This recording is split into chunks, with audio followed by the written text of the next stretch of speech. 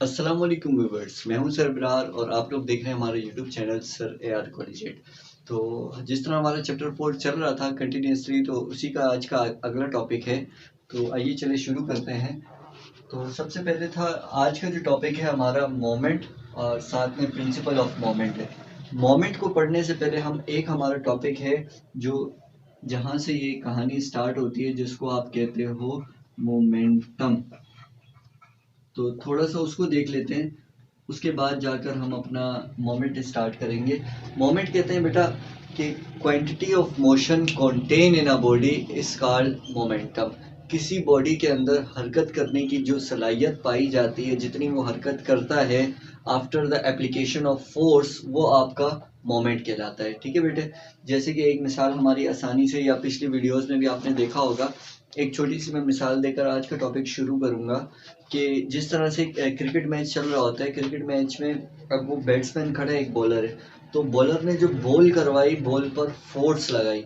Force लगाने के बाद वो जितना कंटिन्यूसली आगे मूव कर रही है, जितना वो आगे फासला तय कर रही है, वो बिकॉज ऑफ द मोमेंट। हम इस एस्पेक्ट से देखेंगे तो वो बिकॉज ऑफ द मोमेंट है।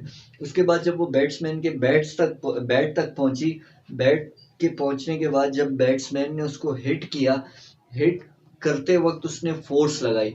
वो फोर्स अब जो उसके बाद जो गेंद अब मूवमेंट आगे की तरफ अपोजिट डायरेक्शन में मूव करना शुरू हो गई। अब वो जितना मूव करेगी, हम कहेंगे इस एस्पेक्ट से हम देखकर कहेंगे कि वो किसकी वजह से कर रही है, मोमेंटम की वजह से मूव कर रही है। इसी तरह से मोमेंटम से हमारा आया मोमेंट, या फिर हम उसको कहते हैं टॉर्क। अब टॉर्क की क्या डेफिनेशन है? The turning effect of force is called moment या फिर टॉर्क। और इसी को आसानी से और आसानी से अगला इसका सवाल बनता है, लेकिन आसानी से समझने के लिए इसका प्रिंसिपल क्या कहता है? The sum of clockwise and anti clockwise movement. अब भाई क्लॉकवाइज क्या होता है? अब फॉर एग्जांपल मैंने घड़ी बनाई, ये ए 12 2 3 कंटिन्यूसली चलता रहा।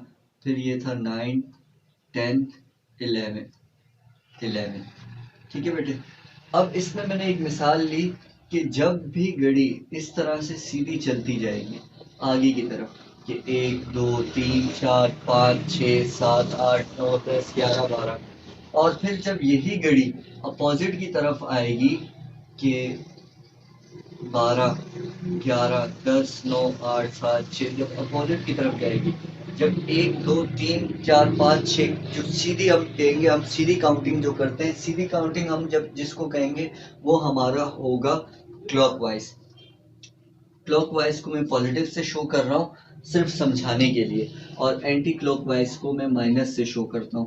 कि जब कोई भी चीज़ सीधी तरफ चलती रहेगी, सीधी हरकत करती रहेगी घड़ी की तरह, जिस तरह घड़ी की सुइयाँ चलती है 1 2 3 4 5 6, इसको आप कहते हो क्लॉकवाइज मूवमेंट।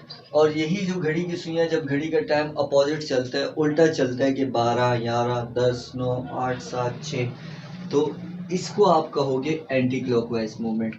इसी तरह से अगर आप इसकी एक और मिसालें देखें, कि आपने स्पैनर देखा होगा, जिसको आप उर्दू में हम कहते हैं पाना। अब उसके दोनों साइड हुक्स बने हुए होते हैं, जो एक नट पर फिक्स आ जाता है, बोल्ट पर फिक्स आ जाता है। तो उसको भी हम क्या करते हैं, या तो क्लॉकवाइज करते हैं टाइट, या फिर एंटी क्लॉकवाइज हम उसको क्या कर रहे होते हैं, ढीला। तो इसी क्लॉकवाइज, चाहे इस तरह से घुमाने को क्लॉकवाइज घुमाना, या एंटी क्लॉकवाइज घुमाना, इस तरह से घुमाने को आप क्या कहते हो? मोमेंट या फिर टॉर्क। और यही क्या कहलाता है? Principle of movement. अब जितनी भी आप चीज़ें देखें, उनमें तकरीबन ये क्लॉकवाइज या एंटी क्लॉकवाइज का सिस्टम चल रहा होता है। अब जिस तरह से मैंने एक आसान सी मिसाल है आपके डोर की, आप डोर को भी क्या करते हो, या तो क्लॉकवाइज खोल रहे होते हो या फिर एंटी क्लॉकवाइज बंद कर रहे होते हो।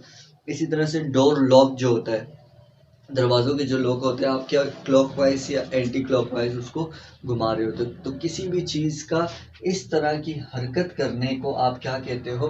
मोमेंट या फिर टॉर्क या प्रिंसिपल ऑफ मोमेंट। और इसी तरह से मोमेंटम था कि quantity of motion contain in a body, किसी जिस्म के अंदर हरकत करने की जितनी सलाहियत पाई जाएगी, वो आपका क्या कहलाएगा? मोमेंटम। और इसी तरह से टॉर्क का या मोमेंट का एक फॉर्मूला है, torque is equal to force multiply by distance.